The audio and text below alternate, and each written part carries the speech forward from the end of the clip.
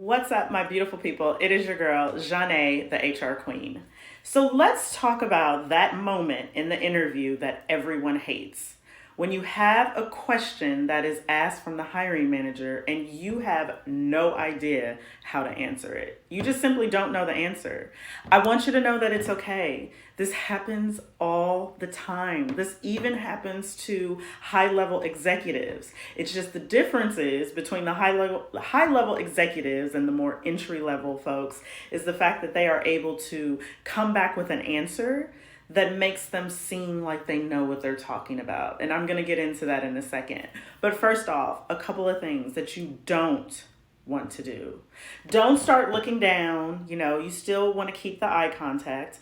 Don't start to lie. Okay, that's never good. Don't start rambling because a lot of people start to ramble when they get nervous. Don't do that. Don't be silent. Don't just say nothing. That's not good. You want to be authentic at all times. And there's ways to be authentic in your responses that don't make you look like you are smart challenged. So let's talk about them.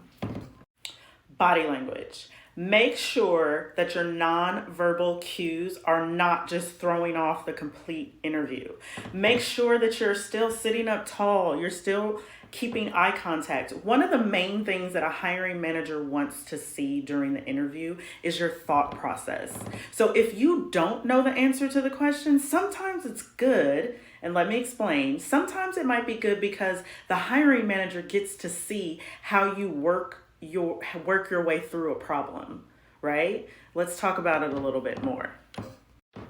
Okay, so now you understand that you have to watch your body language and that you don't want to say, I don't know.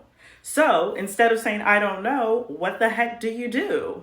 You can do two things, right? You can ask a question to clarify what was asked. Sometimes people don't know the answer because you don't understand the question. So here are some examples of what you can ask as far as clarification. Another workaround when this problem arises, you can let the hiring manager know, or whoever is interviewing you, how you would solve the problem, how you would go about obtaining the information to come up with the best solutions for the problem, even if you lack the experience needed in the particular situation or particular area that they are talking about. Here are a couple examples of statements or replies and questions that you can use that would help in this regard. Now, there will be some predicaments where you can request more time to get back to a person or the manager, right? And you can do that by saying things like this. The reason why you might want to do this, depending on the situation, is it lets the person know a couple of things about you, good things about you. That one, you aren't satisfied with not knowing the answer to, so you're going to get the answer. And two, that you are not afraid to admit that you don't know something. So those are both good qualities to have when we as hiring managers are seeking top tier candidates, new employees. Now, I hope this helps. I'm going to keep pushing this stuff out. I want you guys to like and subscribe to my channel. It helps me a whole bunch. I also just launched my mentor program.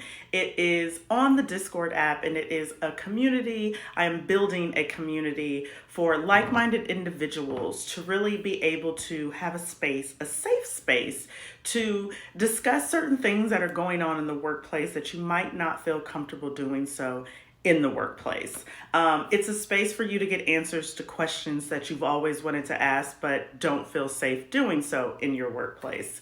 I am also a mentor that is very candid about what's going on. So you might benefit from somebody telling you the truth when it comes to answers. Thank you guys for watching. I hope this has been helpful. Don't forget to like and subscribe. I'll be back.